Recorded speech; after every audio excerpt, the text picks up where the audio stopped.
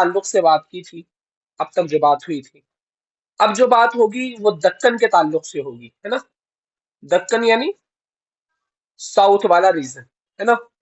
तो दक्कन में लिसानी इर्तिका की रफ्तार, लिसानी इर्तिका की रफ्तार सुस्त रही, क्योंकि यहाँ ये इलाका मरकज और दारुस सल्तनत से दूर है। क्योंकि हमारा तकरीबन इस तरह कुछ मान लीजिए हिंदुस्तान हो गया, और ये दक्कन का कुछ इलाका ये रहा, और दिल्ली हमारी यहाँ पर आ रही है। एक बार मैं दिखा देता हूँ। इस तरह से कुछ हमारे हिंदुस्तान का नक्शा है ना। और इधर सर स्क्रीन शेयर नहीं है? स्क्रीन शेयर नहीं है? स्क्रीन शेयर है भाई, नहीं स्क्रीन है शेयर सर। है। बाकी लोगों को दिख रही है? नहीं, नहीं दिख रही? नहीं जी नहीं सर। दिख रही। अरे यार, कुछ ज्यादा प्रॉब्लम हो रही है नेटवर्क में। मैंने शेयर कर रखी है वैसे।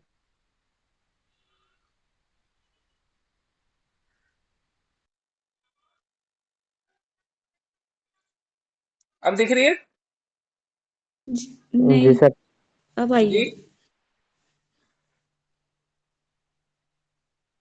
हाँ। तो मैं ये दिखा रहा था कि मान लीजिए कि हमारे हिंदुस्तान का कुछ नक्शा इस तरह है ना। एक रफली मैप बना दे रहा हूँ। और दिल्ली कुछ यहाँ आकर के पड़ती है, ये दिल्ली का रीजन है। और ये जो मैं इलाका बता रहा हूँ ये तकरीबन यहाँ के पास का है, ठीक है। क्योंकि इसके बीच में तकरीबन 1000-1500 किलोमीटर दूर का डिस्टेंस है, तो इस वजह से, डिस्टेंस की वजह से, ये जो बीच में डिस्टेंस आ रहा है, तो इस डिस्टेंस की वजह से मरकज से दूर है ये, दारुस सल्तनत से दूर है। तो इसकी वजह से यहाँ की जबान का यहाँ की जबान पर, यानी यहाँ की जबान पर कोई खास असर नहीं पड़ रहा था। यहाँ पर हमने देखा कि फारसी जबान ज्यादा थी। इसके बरक्स दिल्ली के रीजन में फारसी जबान ज्यादा थी, लेकिन आप अगर दक्कन में देखेंगे तो दक्कन में हमें फारसी देखने के लिए नहीं मिलेगी। और दिल्ली के अंदर उस वक्त के जो अरबी और तुर्की जानने वाले लोग ज्यादा थे, यहाँ पर अरबी और तुर्की जानने वाले लोग थे। इसके बरक्स यहाँ पर अरबी और तुर्की जानने वाले लोग बहुत कम थे। यहाँ उर्दू का इर्तिका बहुत तेजी के साथ होता है, और यहाँ उर्दू का इर्तिका तेजी के साथ नहीं होता, ठीक है। ये कुछ बेसिक रीजन है। लेकिन इर्तिका स्टार्ट हुआ यहाँ पहले हुआ, कुछ 100 साल पहले हुआ, और यहाँ काफी बाद में हुआ। यहाँ की जबान को आमतौर पे रेख्ता, हिंदी, हिंदवी वगैरह कहा जाता है। और यहाँ जो उर्दू की जबान थी उसे दक्कनी जबान, हिंदी जबान और हिंदवी कहा जाता है। आमतौर पे तो हिंदी, हिंदवी ही कहा गया, लेकिन बाज मर्तबा दक्कनी या दखनी भी कहा गया है, हा के साथ। दखनी या दखनी ये कहा गया है, ठीक। उम्मीद करता हूँ ये बात समझ में आ गई होगी। आ गई बात समझ में? इतनी बात समझ में आई? अरे हाँ ना बोल दो यार। जी जी। आप लोग अगर हो सके ना तो अपना माइक खोल कर ही रखें। जिनके बैकग्राउंड, मेरे ख्याल से शायद आज किसी के बैकग्राउंड से आवाज नहीं आ रही है। मोहसिन भाई का शायद नेटवर्क प्रॉब्लम रहता था, जिसकी वजह से उनके यहाँ प्रॉब्लम रहती थी। तो आप लोग अपना माइक खोल कर ही रखें, ताकि मैं बोलूँ तो आप फिर माइक खोलें, फिर स्क्रीन देखें, फिर बोलें, तो बेहतर है कि अगर बैकग्राउंड से आवाज नहीं आ रही बहुत ज्यादा, नॉर्मल थोड़ी बहुत आ रही है, चलेगा, माइक खोल कर ही रखें, ठीक। तो इसी बात को हमारे मुसन्निफ साहब कहते हैं और आगे बढ़ाते हैं कि दक्कन में लिसानी इर्तिका की रफ्तार, यानी जबान की रफ्तार बहुत सुस्त रही। इसकी वजह ये थी कि ये मरकज से दूर था, और दारुस सल्तनत यानी दिल्ली से दूर था। इसलिए बैरून मुल्क से आने वाले काफिले बोलचाल की जबान को मुतासिर नहीं करते। अच्छा, एक वजह तो ये हो गई। दूसरी बात ये कि यहाँ की मकामी जबानें एक मुख्तलिफ खानदान से ताल्लुक रखती थी। अच्छा, ये भी एक बड़ी बात है। हमारे यहाँ जो ऊपर उर्दू जबान है ना, वहां पर जो पैदा हो रही है, इसके पीछे खड़ी भाषा थी, खड़ी थी, बुर्ज भाषा थी, मेवाती थी, मेवाती के साथ कन्नौजी थी। इसके अलावा एक दो भाषाएं और थी, बुंदेली भाषा थी, और थोड़ी बहुत और एक दो भाषा थी। ठीक है। तो दिल्ली के पास जो रीजन था, वहां जो भाषाएं तैयार हो रही थी, आपको ये सारी बातें याद नहीं रखनी, सिर्फ समझ लेनी है। जो याद रखने की बात है वो मैं आपको आगे बताऊंगा, इसे सिर्फ समझना है। तो दिल्ली के आसपास का जो इलाका था जहां ये उर्दू पैदा हुई थी, वहां खड़ी भाषा होती थी, बुर्ज होती थी, मेवाती होती थी, कन्नौजी पहले से होती थी। इसके साथ साथ अरबी आई, अरबी के साथ फारसी आई, फारसी के साथ साथ तुर्की जबान आई, है ना। तो ये पांच छह सात जबानें मिल करके अब दिल्ली के पास उर्दू की शुरुआत होती है। लेकिन चूंकि दक्कन वहां से दूर था, दक्कन का ताल्लुक भी बहुत, मतलब काफी, दक्कन बहुत ज्यादा दूर हो जाता था। और जो दक्कन के अंदर पहले की भाषाएं थी, उसके अंदर तेलंगी थी, जो तेलंगाना के अंदर भाषा बोली जाती है वो थी, कन्नड़ी थी, इसी के साथ साथ तमिल थी, और मराठी थी, और एक दो जबानें और थी। मतलब ये जो साउथ के अंदर जबानें बोली जाती है, वो दक्कन के अंदर थी, क्योंकि दक्कन इलाका ही था साउथ का, तो वो थी। लेकिन दिल्ली के अंदर जो भाषाएं बोली जाती थी, ये थी। दिल्ली के अंदर फौरन इर्तिका हो गया, इसकी वजह ये थी क्योंकि जो आम तौर पे उर्दू के अंदर भाषाएं शामिल थी, वो दिल्ली के आसपास की ही शामिल थी। यहाँ बहुत लेट इर्तिका हुआ, बहुत लेट इर्तिका हुआ। इसकी वजह ये थी क्योंकि यहाँ की जो भाषाएं थी, चाहे वो तेलंगाना से ताल्लुक रखती थी, कन्नड़ी थी, तमिल थी, मराठी थी, इनके अल्फाज उर्दू के अंदर देखने के लिए नहीं मिलते। तो यहाँ उर्दू का इर्तिका बहुत धीरे हुआ, बहुत स्लो हुआ। इतनी बात क्लियर? जी इतनी बात क्लियर ना मान भाई, फैजान? जी जी जी। जी जी इसे खास तौर पे आप समझे, अमान और फैजान, बहुत अच्छे से।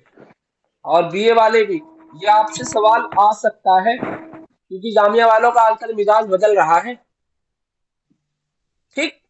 तो दो जी बातें मैंने बता दी कि दिल्ली के अंदर कौन कौन सी भाषाएं थी और यहाँ पर कौन सी भाषाएं थी। ये याद नहीं रखना है, जो आगे बताऊंगा वो याद रखना है। तवज्जो फरमाएं। दूसरी बात ये कि यहाँ की मकामी जबानें एक मुख्तलिफ खानदान से ताल्लुक रखती थी। ठीक है, ये जो मैंने अभी आपको बताई थी, मराठी, तेलंगाना, तेलंगी थी, या तमिल थी, या फिर और जो जबानें थी, तो मुख्तलिफ खानदान से ताल्लुक रखती थी। लिसानी नुक्ता नजर से दक्कन का इलाका, महाराष्ट्र, कदीम रियासत हैदराबाद, और मैसूर, और तमिलनाडु के बाद इजला पर मुश्तमिल है। अच्छा, ये इलाका कौन सा है दक्कन वाला? ये आपका महाराष्ट्र का कुछ इलाका है, और हैदराबाद का कुछ इलाका है, मैसूर का कुछ इलाका है, और तमिलनाडु का कुछ इलाका है। तो अगर हम हिंदुस्तान का मैप कुछ इस तरह करके, सॉरी गलत बन गया, अगर हम इस तरह करके कुछ बना देंगे मैप हिंदुस्तान का, तो ऐसे समझे कि आपका महाराष्ट्र यहाँ पड़ जाएगा। ठीक है। और महाराष्ट्र के अलावा इन्होंने हैदराबाद बताया, तो हैदराबाद यहाँ पड़ जाएगा, और तेलंगाना आपके इधर पड़ जाएगा, तेलंग कन्नड़ी इधर बोली जाएगी, मैसूर भी आपका इधर की साइड आ जाएगा। ठीक है। और तमिलनाडु भी इधर की साइड, मतलब ये जो नीचे वाला साउथ का रीजन जो है ना, जो हिंदुस्तान का साउथ वाला रीजन है, ये कहीं ना कहीं आज साउथ बहुत महदूद है आज अगर आप देखेंगे मैप के अंदर। लेकिन उस वक्त ये सारी जबानें कहीं यहाँ पर आप देखेंगे महाराष्ट्री थी, और यहाँ पर देखेंगे आप तो उस वक्त की तमिल भाषाएं चलती थी, और यहाँ तेलुगु भाषा चलती थी, मैसूर के अंदर अलग भाषाएं चलती थी। तो ये एक बात हो गई कि मतलब ये सारी जगहों पर ये भाषाएं बोली जाती थी। आपको सिर्फ ये याद रखना है कि ये रियासतें या ये जगहें दक्कन के अंदर आती हैं, और यहाँ फला फला जबान बोली जाती थी। इतनी बात को आपको याद रखना है। चार पांच भाषाओं के नाम याद कर लेने हैं, जिनमें से मराठी हो गई, मराठी भाषा जो मैंने कहा अभी, तेलंगी हो गई, यानी तेलंगाना के अंदर जो भाषा बोली जाती है, कन्नड़ी, कन्नड़ी मतलब कि ये नीचे जो तमिल के अंदर रीजन है वो वाली हो गई, एक तमिल हो गई। कन्नड़ी का मतलब जो तमिलनाडु और केरला के जो और आंध्रा के पास जो भाषाएं बोली जाती है, मतलब ये सारी साउथ के रीजन की भाषाएं हैं। ये भाषाएं अगर आज की आप वडू गुडू पाडू, तो आप, अगर मैं आपसे ये बोल रहा हूँ तो आपको कुछ समझ में नहीं आएगा। या वहाँ की भाषा बिल्कुल डा, और डा का बहुत ज्यादा तलफ्फुज होता है वहाँ, तो वो आपको मुकम्मल समझ में ही नहीं आ पाएगी। तो भाषाएं बिल्कुल अलग थी। ठीक है। इसलिए कदीम उर्दू और मकामी जबानों के दरमियान लेन देन का रिश्ता कायम नहीं हो पाता था, क्योंकि बहुत ज्यादा अलग थी। अगर यहाँ दिल्ली की तरह होती, जो जबानें थी अगर वो आसान होती तो आसानी से लोग समझ लेते, लेकिन यहाँ भाषाएं बहुत ज्यादा मुश्किल हो गई थी, इस वजह से लोग इस बात को समझ नहीं पाते थे। चुनांचे दिल्ली की ये जबान दक्कन पहुंचकर जबानों के अजनबी माहौल में एक अलाहदा दिगर पर पनपती रहती है। दक्कन में इसका पहला मरकज दौलताबाद था, जो मेरठी इलाके से है। बनमी सल्तनत के कयाम के साथ दक्कन का मरकजी कन्नड़ी इलाके में गुलबर्गा मुंतकिल हो जाता है। सल्तनत बहमिया के टुकड़े हो जाने पर दक्कन में दो मरकज बन जाते हैं, तेलंगाना के इलाके में गोलकुंडा और कन्नड़ी के इलाके में बीजापुर।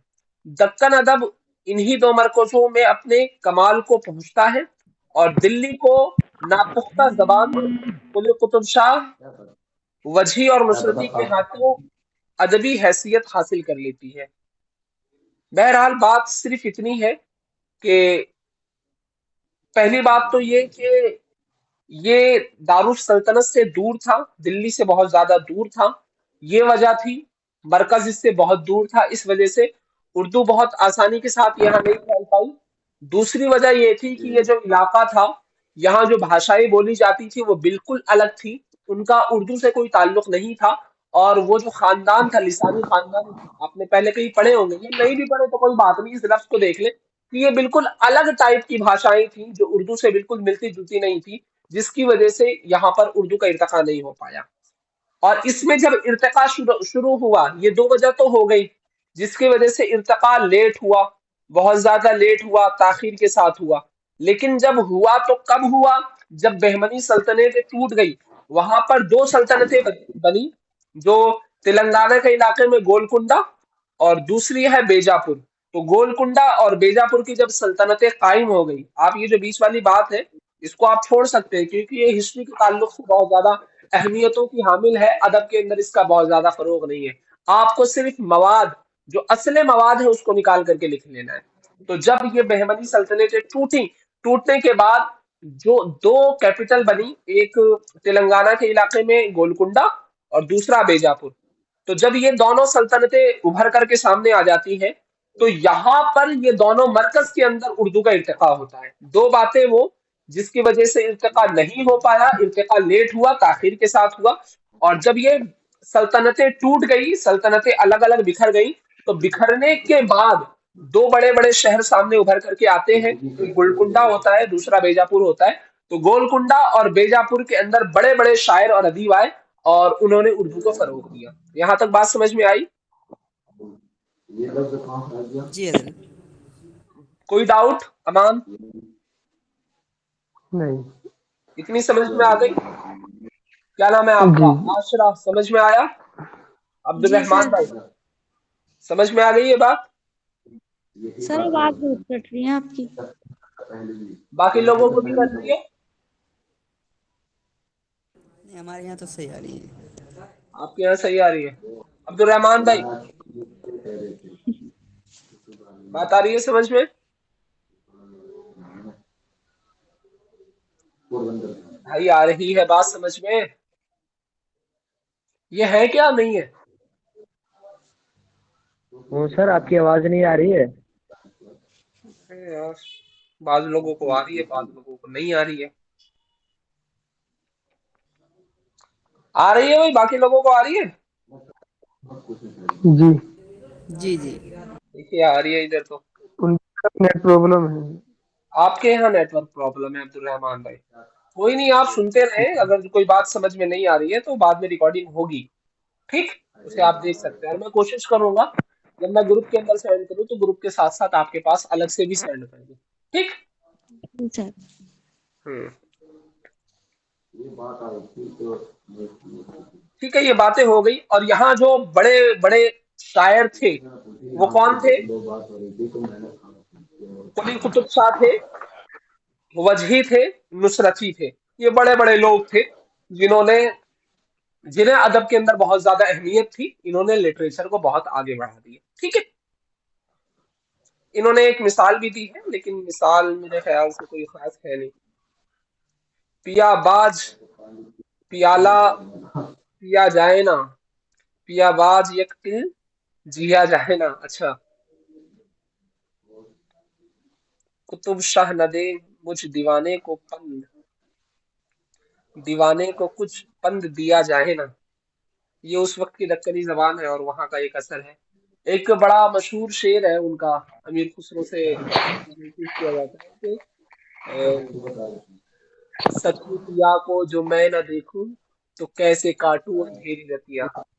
मैं भूल रहा हूँ, कलाम बड़ा मशहूर है, मैं उसे बहुत गुनगुनाता भी हूँ कभी कभी। तो उस कलाम को अगर आप देखेंगे ना, तो आपको एहसास होगा कि वाकई हमारे बुजुर्गों ने उर्दू के ऊपर इतना एहसान किया कि शायद कि अगर हमारे बुजुर्गों ने एहसान न किया होता ना, तो ये उर्दू हमारे पास तक आती ही नहीं। अब वो है ना, जहाल मिस्की मकुन तगाफुल वराए नैना बनाए बतिया। और जी जी। मैं आगे भूल रहा हूँ, पता नहीं यार क्या मिसरा है। मैं सुनता हूँ, वो नुसरत फतेह अली खान है, उन्होंने बहुत अच्छा इसे गाया है। वैसे मैं इसके जायज नाजायज से कोई वो नहीं है, मतलब होगा नाजायज तो मैं गुनहगार हूँ, और जायज है तो ठीक है। चले बहरहाल, दक्कन के बरखिलाफ शुमाली हिंद में ये नई जबान बहुत तेजी से, यहाँ से आपके ये खत्म। आपको सिर्फ ये 3 बातें याद रखनी है। ठीक है, ये 3 बातें तो समझ में जी। आ गई। अब्दुलरहमान भाई, आवाज आ रही है मेरी? नहीं आ रही तो दोबारा समझा देता हूँ एक मरतबा। अब तो आ रही है अब आवाज आ रही मेरी? है सर, इससे पहले नहीं आ रही थी। सर अभी अब आ आई रही है है ना? आवाज। अच्छा, अब आई है, आ तो जी गई। सर, अभी आ रही है। जी जी अरे अब आई। तो मेरे साथ सुने, मैंने यहाँ पर 3 बातें बताई। पहली बात तो ये बताई कि दक्कन के अंदर जो उर्दू का इर्तिका हुआ या उर्दू की इब्तिदा हुई, तो ये थोड़ी सी लेट है। ठीक है, आप दोनों बोलते रहे भाई मेरे साथ। आवाज कटे तो फिर बताना, वरना फिर रिकॉर्डिंग सुननी पड़ेगी मेरे मेरे में आपको। ठीक। जी जी। हाँ, तो बहुत लेट हुआ। लेट होने के 2 रीजन थे। पहली वजह तो ये थी कि जो दक्कन था वो बहुत ज्यादा दूर था, दिल्ली से बहुत ज्यादा दूर था। ठीक है, दिल्ली से बहुत ज्यादा दूर होने की वजह से दक्कन के अंदर उर्दू की इब्तिदा बहुत देर में हुई। दूसरी वजह ये थी, जो दक्कन के आसपास का इलाका था, मिसाल के तौर पे महाराष्ट्र का इलाका हो गया, तमिल का इलाका हो गया, केरला का इलाका हो गया, तमिलनाडु का इलाका हो गया, महाराष्ट्र का इलाका हो गया, तो यहाँ जो जबानें बोली जाती थी ना, वो बिल्कुल अलग थी, उनका उर्दू से कोई ताल्लुक ही नहीं था। लेकिन दिल्ली के पास जो जबानें बोली जाती थी, वो खड़ी भाषा थी, मेवाती थी, बुर्ज भाषा थी, कन्नौजी थी, बुंदेली थी। तो ये भाषाएं वो थी जो उर्दू के अंदर शामिल हो गई, और उर्दू के अल्फाज इसके अंदर आ गए। साथ साथ अरबी और फारसी तो पहले से अरब के लोग लेकर के आए थे, ताजिर लेकर के आए थे। इस वजह से दिल्ली के अंदर फौरन इंतका हो गया था, और यहाँ इंतका नहीं हुआ था। तो इसकी वजह ये थी क्योंकि यहाँ पर जो जबान बोली जाती थी वो बिल्कुल अलग तरह की जबान थी। ठीक है, उसका लिसानी खानदान जो था वो बिल्कुल अलग था। ठीक है, यानी बोलने का तरीका या अल्फाज का इस्तेमाल बिल्कुल अलग था। ठीक है, और ये 2 जी वजह सर। तो वो हुई जिनकी वजह से यहाँ जबान के अंदर देरी हुई। लेकिन एक वजह ये हुई कि जब बहमनी सल्तनत टूट गई, टूट करके 2 अलग अलग सल्तनतें बनी, जिसमें से गोलकुंडा बना और बीजापुर बना। तो जब ये अलग अलग हो गई, तो यहाँ पर फिर अदीब आए, दिल्ली की ही तरफ से आए, और यहाँ के जो कुछ लोकल लोग थे, यहाँ से जब ताल्लुक बन गया, लोगों का आना जाना बन गया, सल्तनतों का बहुत ज्यादा आना जाना हो गया, तो उसके बाद कुली कुतुब शाह और वजही नुसरती, ये वो लोग हैं जिन्होंने अदब के अंदर फिर फरोग किया, और अदब को जो है आसमान पर पहुंचा दिया। ठीक है, तो जब 2 सल्तनतें बन गई, जब 2 सल्तनत बनी, तो बनने की वजह से बनने के बाद उर्दू के अंदर फरोग स्टार्ट हो गया, और लोगों का आना जाना दिल्ली की तरफ से यहाँ बहुत ज्यादा होने लगा। ठीक है, ये बात समझ में आ गई? जी सर। जी मुकम्मल? जी कोई डाउट सर। है? डाउट तो बताइए। नहीं सर। इसके अलावा मैंने कुछ नहीं बताया, सिर्फ ये एक पैराग्राफ आपको पढ़ाया है, और इसी को हम लोग बोल सकते दक्कन में उर्दू। आप सोच रहे होंगे कि भाई दक्कन में उर्दू तो पढ़ा दिया, ये शुमाली हिंद का और बता रहे थे यार, इसे खा गए ये, समझाया ही नहीं। तो आपने जो इसके बाद पढ़ा था ना ये वाला दौरे उरूज जो मैंने आपको पढ़ाया था, ये वाला याद है आपको? सुन रहे हैं क्या फैजान? जी तो ये जी वाला जो हजरत मैंने याद पढ़ाया है। था आपको, ये वाला तो ये वाला शुमाल हिंद का है, ठीक है। ये शुमालियन हिंद है।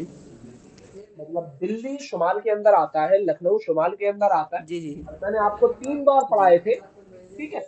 तो कलाम जी वली से जब इन्होंने देखा था तो उसके बाद इन्होंने उसके अंदर शायरी शुरू कर दी थी, काफी लंबे अरसे तक रही। मीर तकी मीर इसके अंदर भाई बड़ी अच्छी शायरी की इन्होंने, मीर सौदा दर्द वगैरह थे। उसके बाद दिल्ली के ऊपर हमला हुआ, फिर हमला होने के बाद लखनऊ भाग गए भाई, कुछ लोग इधर गए उधर गए, कुछ लोग उसमें से लखनऊ गए और कुछ लखनऊ के शोरा पहले से मौजूद थे, तो वहां एक नया माहौल बन गया। माहौल बनने की वजह से लोगों ने वहां शायरी शुरू कर दी, लेकिन वहां की थोड़ी सी अलग थी, क्योंकि यहाँ लोग बार बार गम झेलते थे, बार बार लोग जो है तड़पते थे।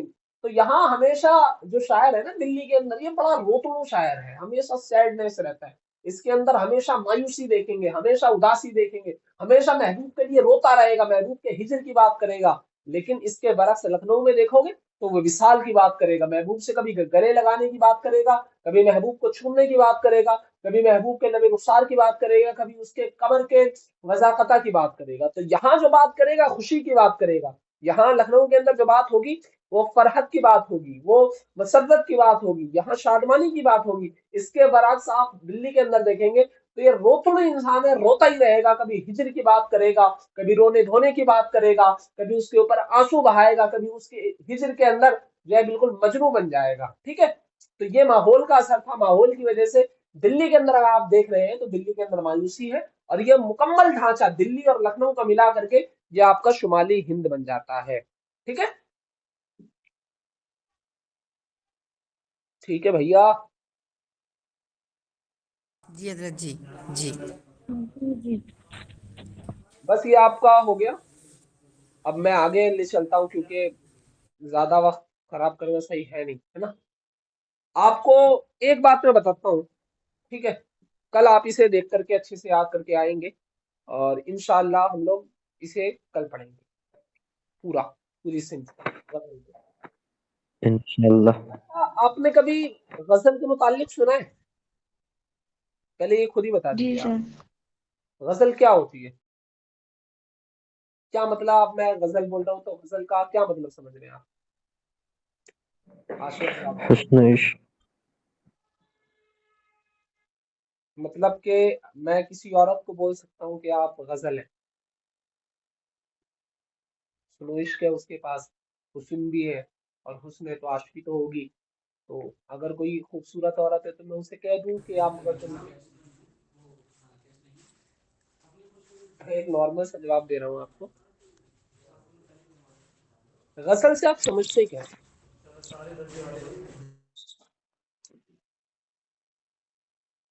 कोई और जवाब, क्या समझते हैं जी मतलब? हजरत, ये गज़ल से यानी गज़ल इश्क व मोहब्बत की कल्बी वारदात की तर्जुमानी होती है। कल्बी एक ये पढ़ा वारदात। था हमने। अच्छा, और कुछ? आशरा आप कुछ बता रही थी। और दूसरा एक इस्लाही तारीफ यहाँ की है ना, कि जिसका हर एक शेर अलग अलग मजमून का हामिल होता है। वो तो इसकी एक खुसूसियत हो गई। मैं असल में मैं किताबी बातें नहीं कर रहा, आप मुझे यूं ही बता दें कि हाँ भाई, जैसे मैंने आपसे कहा यार बड़ी अच्छी गजल है यार, या यूं ही गजल कह रहे हैं, तो गजल से हम लोग नॉर्मल जिंदगी के अंदर समझ क्या रहे हैं, क्या हम मतलब उससे हम लोग समझ पा रहे हैं, तो वो समझना चाह रहा हूँ।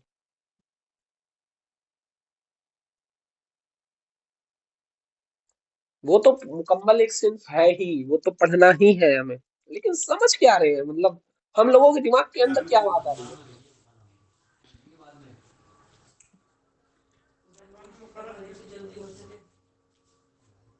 दो तीन बातें बताता हूँ, याद रखिए।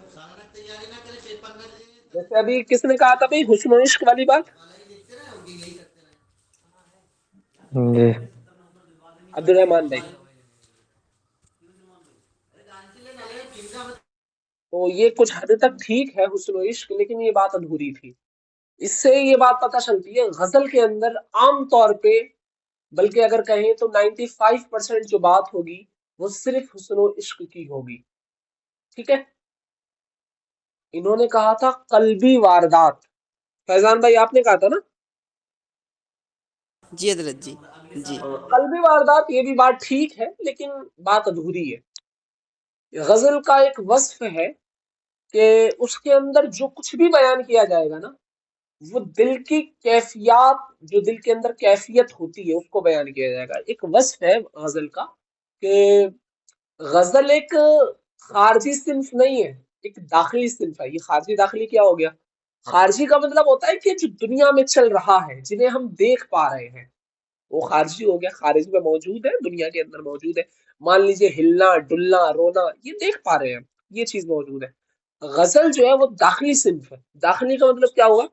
کہ جو ہمارے دل کے جذبات ہیں، جو ہم سوچ پاتے ہیں، ہم لوگ محسوس، ہم اسے اپنی کھلی آنکھوں سے دنیا کے اندر دیکھ نہیں پاتے، سوچ پاتے.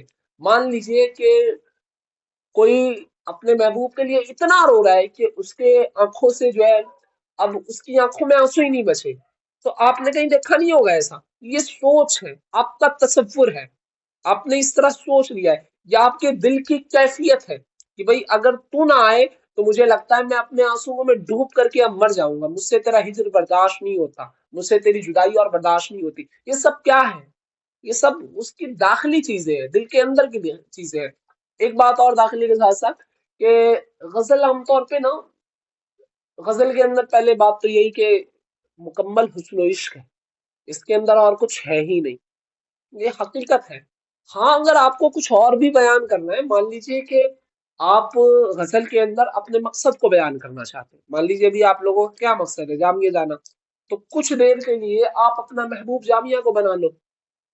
بعض لوگ یہ دھوکہ کھا جاتے ہیں کہ بھئی محبوب تو صرف لڑکی ہو سکتی ہے، یا اگر لڑکی کہے تو بھئی محبوب تو صرف لڑکا ہو سکتا ہے.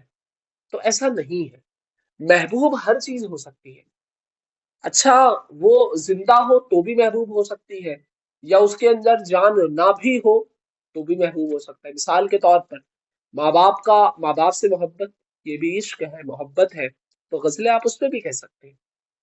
بھائی بہن کی محبت، پیر و مرشد کی محبت، اس کے علاوہ کسی مقصد کی محبت، جیسے ابھی آپ کا مقصد ہے تو ہو سکتا ہے آپ کے اندر بہت زیادہ لگن ہو، تو یہ بھی ایک محبت ہے. محبت ہی تو ہے جو یار رات کو 9-10 بجے جو ہے اکیلے 2-2 3 3 گھنٹے ایک کتاب کو دے رہے ہو، یہ بھی ایک طرح کی محبت ہی ہے.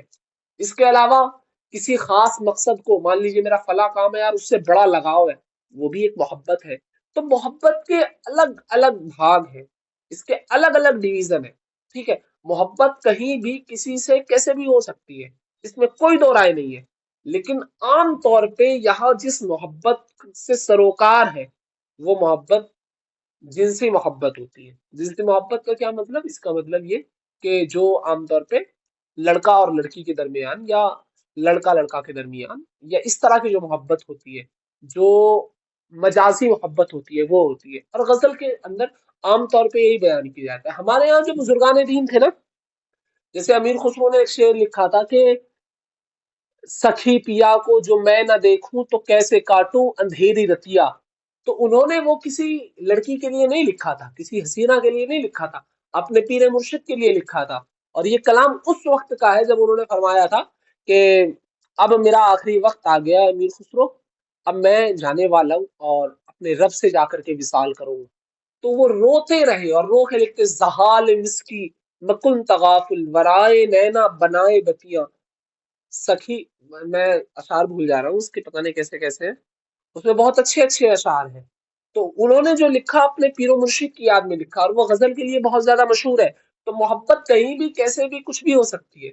جب یہ محبت کے واقعات، جب یہ داخلی چیزوں کے واقعات، ساری چیزیں جب شعر کے پیرائے میں آ جاتی ہے، جس کے اندر ردیف آ جائے، قافیہ آ جائے، تھوڑا سا بحر آ جائے، اسی کو ہم لوگ غزل بول دیتے ہیں. اس کے علاوہ غزل کچھ بھی نہیں ہے. ٹھیک. ایک بحث اور آئے گی بھائی غزل کون سی زبان کا لفظ ہے، غزل کی تعریف کیا ہے، غزل کا ڈھانچہ کیسا ہوتا ہے، تو یہ ایک الگ بحث ہو گئی. ورنہ غزل اس کے علاوہ کچھ بھی نہیں ہے. یہ 2-3 باتیں میں نے آپ کو بتائی، سمجھ میں آئی کیا؟ جی سر. سمجھ میں آ گئی؟ فیضان، امان، عبد الرحمان، جی جی اتنی بات سمجھ میں آ گئی؟ تو آپ کو جو کل یاد کرنا ہے نا، وہ صرف ایک بات یاد کرنی ہے، 2 بات. اس کے علاوہ کل انشاءاللہ ہم مکمل اس صنف کو پڑھیں گے کہ غزل کون سی زبان کا لفظ ہے. ہر جگہ ہم نے یہ پڑھا ہے، اور یہ 4-5 جگہ یہ بکواس کریں گے کہ بھائی یہ بتاؤ یہ کون سی زبان کا لفظ ہے. میرے خیال سے یہ چیز کم سے کم نہیں ہونی چاہیے. میں اپنا ذاتی خیال بتا رہا ہوں. کہاں تک کیا طالب علم رٹے گا، اصل مقصد بھول جاتا ہے وہ انہی کو رٹنے رٹانے میں اپنی چیزوں کو ویسٹ کر دیتا ہے، اپنی طاقت کھو دیتا ہے. بہرحال یہ ہے تو پڑھنا تو پڑے گا. غزل عربی زبان کا لفظ ہے اور اس کے معنی ہے عورتوں سے باتیں کرنا یا عورتوں کی باتیں کرنا. ٹھیک ہے؟ اب آپ سوچیں گے بولے یار عورتوں سے کیسے باتیں کرے گا وہ؟ غزل پہلے کے زمانے میں لکھی جاتی تھی، پہلے کے زمانے میں تو بھائی برقعے ہوتے تھے، پہلے کے زمانے میں پردے ہوتے تھے. آج کل ہے نا موبائل فون کا دور، پہلے تھوڑی ہوتا تھا. پہلے ہی وصال کیسے ہو سکتا تھا؟ تو میں نے بتایا کہ یہ داخلی صنف ہے. کئی مرتبہ وہ سوچتا ہے، خیالات کے اندر ایسا غم ہو جاتا ہے، وہ جب سوتا ہے تو اسے لگتا ہے کہ میرا محبوب میرے ساتھ ہو رہا ہے، اپنے محبوب کے ساتھ وصال کر رہا ہوں اور اسے روبرو بیٹھا کے باتیں کر رہا ہوں. تو اس طرح کے خیالات اس کے اندر آ جاتے ہیں. ٹھیک ہے؟ تو اس کے اندر تھوڑی سی جو ہے کیا بولتے ہیں اسے، وحشت تو نہیں بول سکتے، مطلب تھوڑی سی فحش گوئی تبکتی ہے اس صنف کے اندر اردو کے، باقی اصناف کے اندر نہیں ہے. تو تھوڑی سی یہ چیز ہے. ٹھیک ہے؟ تو عورتوں سے باتیں کرنے کا مطلب یہ ہے کہ وہی جو تصورات کے اندر وہ باتیں کر رہا ہے، اپنے دل کے جذبات کو سامنے رکھ رہا ہے، تو کسی اور سے نہیں کہہ رہا، اپنے محبوب ہی سے کہہ رہا ہے، تو محبوب سے باتیں کر رہا ہے یا اس کے بارے میں باتیں کر رہا ہے. اس کے بارے میں باتیں کرنے کا مطلب یہ کہ اس کے ہونٹوں کا ذکر کر رہا ہے، اس کے ماتھے کا ذکر کر رہا ہے، اس کے بالوں کا ذکر کر رہا ہے، اس کی پیٹھ کا ذکر کر رہا ہے، اس کے ہاتھ پیروں کا ذکر کر رہا ہے، اس کے قد و قامت کا ذکر کر رہا ہے، اس کے حسن کا ذکر کر رہا ہے، اس کے دانتوں کا ذکر کر رہا ہے، اس کے جو ہے گالوں کا ذکر کر رہا ہے، اس کی آنکھوں کا ذکر کر رہا ہے، اس کی پلکوں کا ذکر کر رہا ہے. یہ سارے جو ذکر ہیں یہ محبوب کے بارے میں ہیں اور محبوب سے تعلق رکھتے ہیں. تو عورتوں کی باتیں کرنا، تو یہ ساری باتیں اس کے اندر داخل ہو جائیں گی. ٹھیک ہے؟ تو اس کے لفظ معنی کیا ہوتے ہیں؟ عورتوں سے باتیں کرنا یا عورتوں کی باتیں کرنا. ٹھیک، اتنا سمجھ میں آ گیا لفظ معنی؟ جی جی آگے نا. جی جی. امان، امان بھائی ہیں کیا؟ زندہ ہے؟ امان،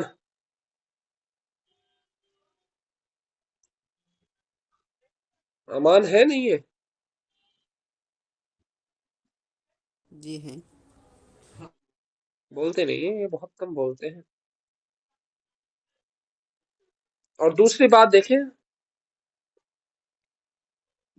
اس صنف کو غزل کا نام اس لیے دیا گیا، وجہ بتا دیتے ہیں کہ بھئی اسے غزل کہتے کیوں ہیں. اس کی ایک وجہ ہے کہ اس کے اندر حسن و عشق ہی اس کا موضوع ہوتا تھا، لیکن وقت گزرنے کے ساتھ ساتھ اس کے موضوعات میں وسعت ہوتی گئی اور آج غزل میں ہر طرح کے مضمون کو پیش کرنے کی گنجائش ہے. ٹھیک ہے؟ تو یہ ایک نئی بات انہوں نے بتائی. اس بات کا کیا مطلب ہے؟ اس بات کا مطلب یہ ہے کہ آج غزل اتنی آگے پہنچ گئی ہے نا کہ غزل کے اندر آپ ہر چیز کو بیان کر سکتے ہیں، بس محبوب و محب کا ہی ذکر ہوگا. لیکن مطلب کہ مان لیجئے آپ کسی سفر کے بارے میں لکھ رہے ہیں، آپ اس سفر سے اتنا پیار کرتے ہیں، آپ نے اس سفر کو ہی اپنا محبوب بنا لیا. آپ کسی مقصد کے بارے میں ذکر کرنا چاہ رہے ہیں تو آپ نے اس مقصد کو ہی اپنا محبوب بنا لیا. آپ اپنی قوم کی اصلاح کرنا چاہتے ہیں، آپ اپنی قوم کو سدھارنا چاہتے ہیں، آپ واضح نصیحت کرنا چاہتے ہیں، آپ مقرر بننا چاہتے ہیں، آپ اسکالر بننا چاہتے ہیں یا اور کوئی مقصد حاصل کرنا چاہتے ہیں، تو آپ اپنی قوم سے اتنا پیار کرتے ہیں، آپ اپنی قوم کو ہی اپنا محبوب بنا لیا ہے، آپ اس کے ہی جو ہے معشوق ہو گئے ہیں. تو ہر چیز کو آپ غزل کے پیرائے میں، لیکن ہاں جب آپ غزل کے پیرائے میں کسی چیز کو بیان کریں گے تو ہمیشہ خود کو عاشق اور جو آپ کے اپوزٹ چیز ہے اس کو معشوق سمجھیں گے. ٹھیک ہے؟ تو اس بات کا مقصد صرف اتنا ہے. آگے بیان کرتے ہیں کہ غزل کی ابتدا عربی میں ہوئی، وہاں سے یہ ایران پہنچی اور فارسی میں اس نے بہت ترقی کی. فارسی ادب کے راستے اردو میں داخل ہوئی اور خاص و عام میں مقبول ہوئی. ٹھیک، یہ بات سمجھ میں آ گئی؟ کہ غزل کی ابتدا کہاں ہو رہی ہے بھائی؟ جی جی، جی عربی زبان، عربی زبان میں. عربی زبان سے کہاں جا رہی ہے یہ؟ ایران، ایران میں کون سی زبان بولی جاتی ہے؟ فارسی. تو عربی سے بہت فارسی میں کنورٹ ہو رہی ہے. یعنی عربی پہلے جی عرب کے اندر ہے یہ. عرب والوں نے فارس کو فتح کیا، وہاں جا کر کے اپنی حکومت قائم کی. تو ان دونوں سلطنتوں کا، یہ ان دونوں ملکوں کا جب آپس میں لین دین ہوا، میل ملاپ ہوا، تو وہاں کی چیزیں یہاں منتقل ہوئی. تو بھئی وہاں کے لوگ، عرب کے لوگ جب ایران آئے تو ایران پہنچ گئے اس طریقے سے غزل. اور پھر ایرانی لوگ جو ہے یہاں پر آئے، کیونکہ بہت بڑے بادشاہ جو دلی کے تھے، سلطنت جو قائم ہوئی تھی دلی سلطنت، اس کے جو بڑے بادشاہ تھے ان کی امی ایران سے تعلق رکھتی تھی. تو ظاہر سی بات ہے کہ ایران کے لوگ بھی ہندوستان میں آ رہے تھے. تو جب وہ لوگ آئے یہاں پر تو انہوں نے جو ہے شاعری کی. تو پہلے تو فارسی میں شاعری ہوتی تھی یہاں پر، تو فارسی کے بعد جب اردو میں آئے تو یہی لوگ فارسی سے اب جو چیز پہلے فارسی کے اندر بیان کرتے تھے اسی کو اردو کے اندر بیان کرنا شروع کر دیا. تو عام طور پہ جتنی بھی اصناف ہیں، جو پرانی اصناف ہیں، جتنی بھی اصناف ہیں، یہ صنفیں ہیں، وہ ساری اصناف پہلے عربی کے اندر دیکھنے کے لیے ملیں گی، عربی کے بعد فارسی کے اندر، اور فارسی سے پھر یہ اردو کے اندر آ جائیں گے. ٹھیک ہے؟ جتنی بھی اصناف ہیں، چاہے وہ اصناف غزل ہو، غزل کے علاوہ آپ اسے قصیدہ بول سکتے ہیں، قصیدہ کے علاوہ مرثیہ بول سکتے ہیں، مرثیہ کے علاوہ آپ اسے مثنوی بول سکتے ہیں. ٹھیک ہے؟ اکثر اصناف. اس کے علاوہ بھی 2-3 اصناف اور ہیں جن کی صرف آپ کو تعریف یاد کرنی ہے، بہت زیادہ اس کے بارے میں نہیں جاننا. ٹھیک ہے؟ اتنی بات تو سمجھ میں آ گئی نا؟ 2 باتیں، 3 باتیں ہو گئی شاید. یہ غزل کی لفظی تعریف کیا ہے، اور غزل کا نام غزل کیوں پڑا، اور تیسری بات یہ کہ غزل کی ابتدا کہاں ہو رہی ہے. یہ تو نہیں باتوں آپ کو، تینوں باتیں آپ کو پتہ چل گئی نا؟ جی. کسی طرح کا کوئی ڈاؤٹ یا کوئی ایسی بات جو بات سمجھ میں نہ آئی ہو؟ نہیں. سب کو سمجھ میں آ گیا؟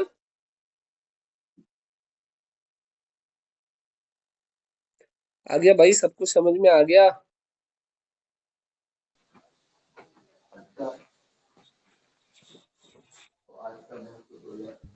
جی سر آ گیا. اچھا میں نے ذرا مجھے سنا دیں آپ لوگ، یار مجھے تھوڑا سا بھروسہ ہوتا نہیں ہے، تو میرے بھروسے کو قائم رکھتے ہوئے آپ سنا دیں تھوڑا سا مجھے، کل میں نے کیا پڑھایا تھا. فیضان بھائی کل آپ آئے نہیں تھے، شاید آئے تھے کیا؟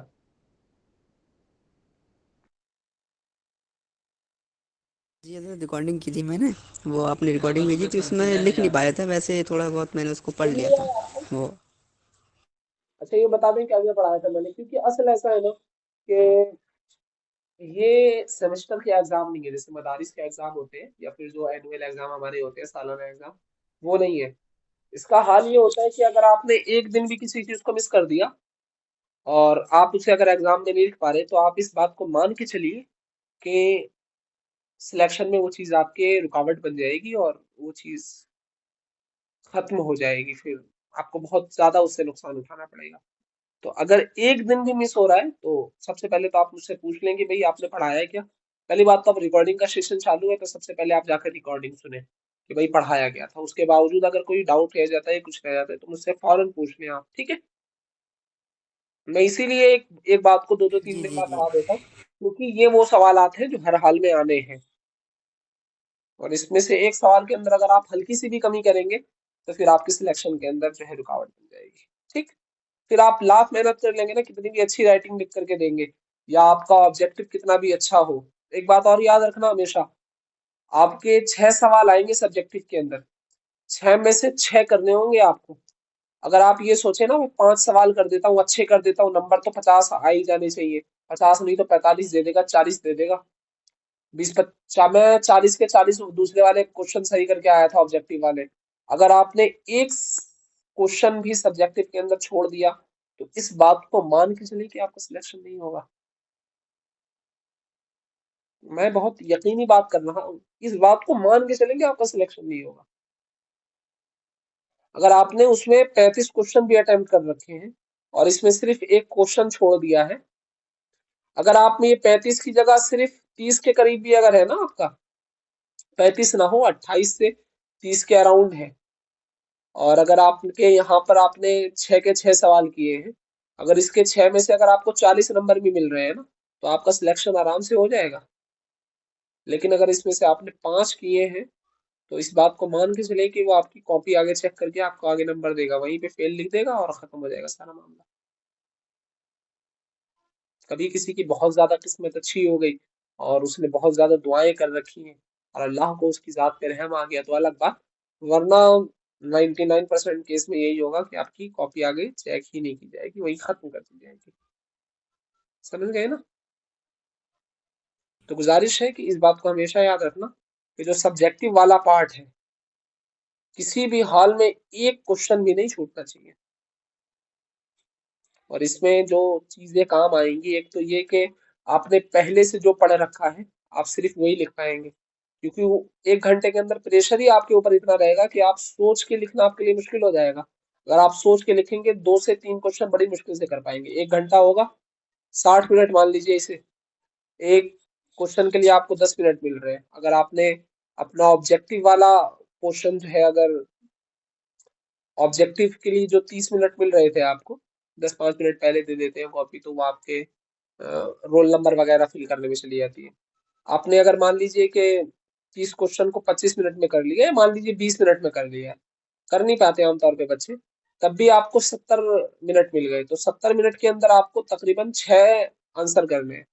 اب ہر چیز کے لیے کم سے کم آپ کو 10 منٹ مل رہے ہیں ہر آنسر کے لیے.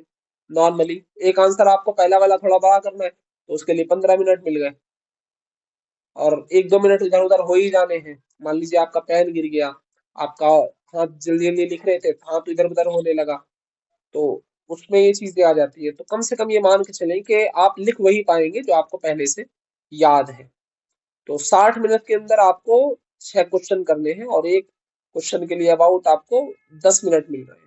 ٹھیک ہے، تو 10 منٹ کے اندر مواد بھی اچھے اکٹھا کرنا ہے، کاپی بھی ٹھیک ٹھاک بھر دینی ہے، رائٹنگ بھی آپ کو اچھی آنی چاہیے، مطلب جو آپ کا خوش خط ہے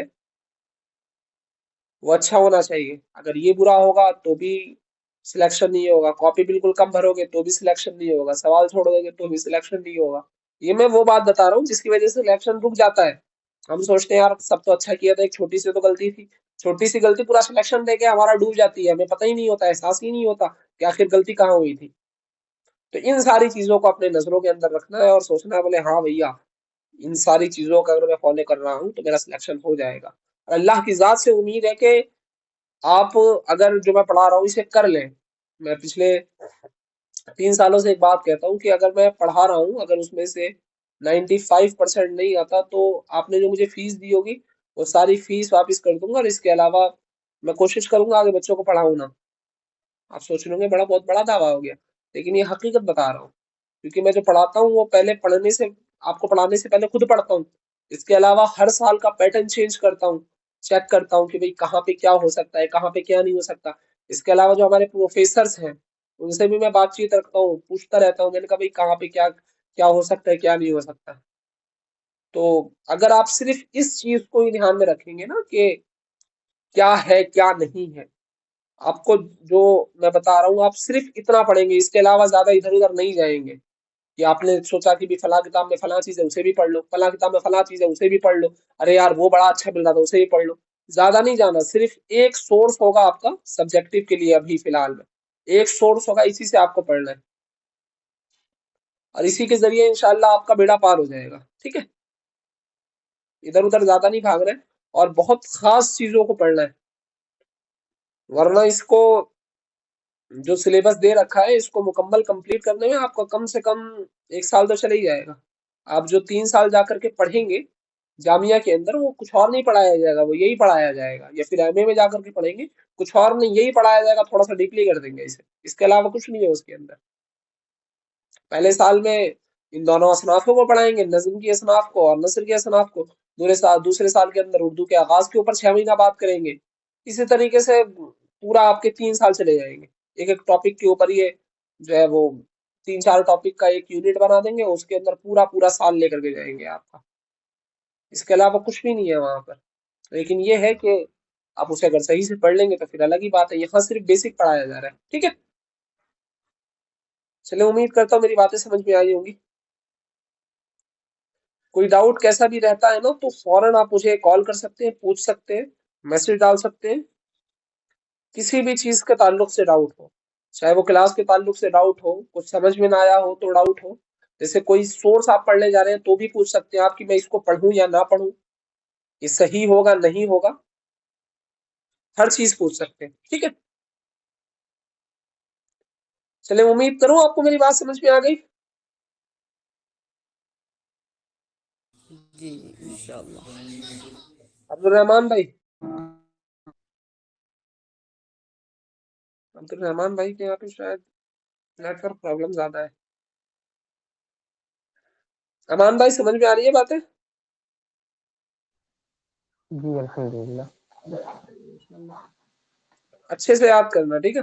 और फैजान भाई, अमान भाई, मैं एक मुकम्मल इंशाल्लाह आज मुझे वक्त नहीं मिला था, मैं बनाने वाला था इनके नजरियात के ऊपर एक अलग से तकरीबन 1-1.5 घंटे की वीडियो बना करके मैं आपको सेंड कर दूंगा। ठीक है, तो आप उसे थोड़ा सा देख लीजिए। जी जी जी ठीक है, जी बिल्कुल।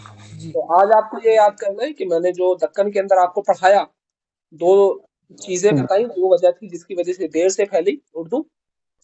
असल में दक्कन के ऊपर आपको एक से एक मवाद मिल जाएगा, लेकिन बस ये है कि हमें बहुत ज्यादा डीपली नहीं जाना, हमें 10 मिनट का जो है तैयार करना है। ठीक है, तो जी थोड़ा सा उसे देख लेना, दो चीजें वो हो गई, और इसके अलावा जब फैली तो कैसे फैली, ये चीज हो गई। ठीक है। जी हम्म, चले चले फिर मुझे इजाजत अता करें आप लोग, इंशाल्लाह हम लोग कल मिलते हैं। ओके, कोई डाउट तो नहीं रह गया है?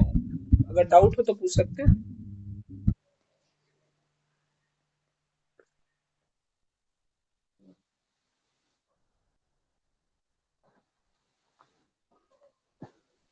चले फिर इंशाल्लाह कल मिलते हैं। जी ठीक है।